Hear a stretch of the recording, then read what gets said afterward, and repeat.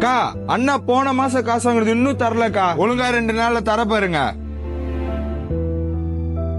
பவி, நீ சங்கரன் யாருக்கிட்ட காசு வாங்கினியா? அவர் வீட்டு முழுக்க வந்து கத்திட்டு போறாரு. அவன் கிடக்குறான். இப்பதான் வாங்கி 1 மாசம், கொஞ்ச நாள் கழிச்சு கொடுத்துருவான்.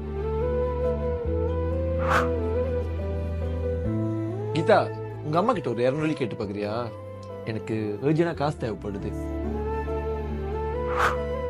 கீதா, ஒரு 50 கிடைக்குமா? எங்கடி உன் கையில உள்ள மோதிரலாம்? நீதான் எல்லா இடத்துலயும் கடை வாங்கி வச்சிருக்கிய பவி. அதான் மோதிரலாம் ஏஎம்ஆர் கோல்ட் பஜார்ல வித்துட்டேன். கவலைப்படுறிய பவி? நீ எங்க கவலைப்பட போற? ஏஎம்ஆர் கோல்ட் பஜார்ல கூட விலைக்கு தான் எடுத்துக்கிட்டாங்க. ஏற்கனவே நீ என்னோட நகையில கொண்டு போய் அடகு வச்சல, அந்த அடகு ரீசிட்டை கூட அவங்களே வாங்கிக்கிட்டாங்க.